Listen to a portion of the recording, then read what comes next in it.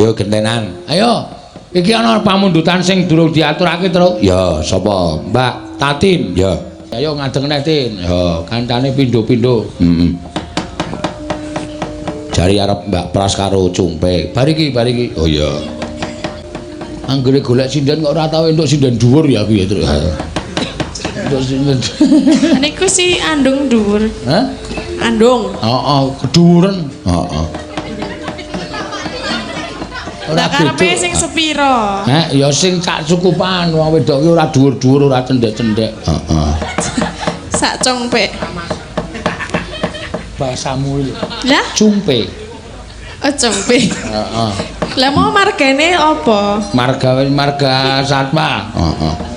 Ora usah tok rembug kowe nek rembug lambemu terkadung dosa. Ah iya. Ngomong ora nyemelangi ora. Lali janjine yo diaturake. Langsung. Bawani.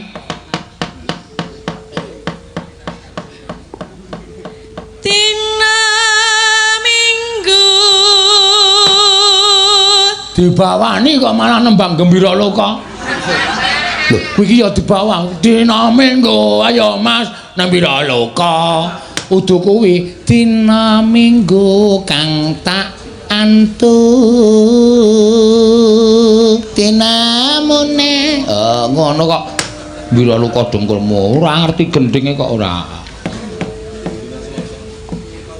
Dina Minggu. Metu dhewe. Hah? Metu dhewe. Aku ya mangkel ya. Lah apa mangkel? Metu dhewe ki mah. Ora tak gawe lho iki mah. Ya aku ya ora tak gawe. Kepiye ta iki? Marai nyebai bagus. Ah iya. Aku ya sok sebah ngono kuwi. Baleni ya. Heeh. Dina Minggu Kang kang tak anti.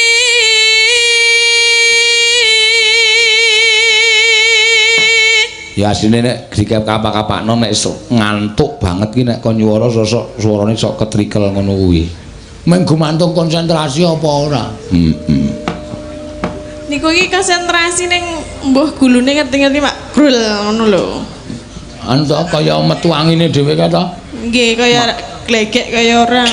Aku mangan wae. Nggih ben ra ngantuk. Hah? Ben ra ngantuk. Ben ra ngantuk ki sing ngantuk ki mata kok sing didedeli cangkem. Lho, maksude cangkeme berkegiatan lho men mamah men motone iki melek. Ah ora iso ditampa nalar. Nek mantuk ya mata sing dipertahankan mata ora kok cangkeme disani terus main kene melek. Terus matane jejeli ngono. Ha iya. Kayak bakso apa-apa. Heeh. Tenek kaya apa? Mung ora ngerti teknik kok, Tin. Lah napa teknike napa ben ra ngantuk? Mripatmu cacahe pira? Kalih. Nek turu siji-siji. Oh. Siji piye? Lah ya merem siji 2 jam. Ngono kuwi sing siji melek sing siji merem 2 jam ora mari. Mripat ki nek merem-merem kabeh ora merem siji-siji. Turu kok mboko nyiji ki cara ngendi ora. Ha ki teknik anyar. Heeh. Teknike Bagong. Bagong piye? Ngawur. Ya ora ngawur kae Bagong dicintai banyak orang ya. Karena pengawurannya ya. Justru itu karena vokal. Heeh. Bagong itu sebagai sosok kawula cilik yang berani membela kebenaran. Waduh.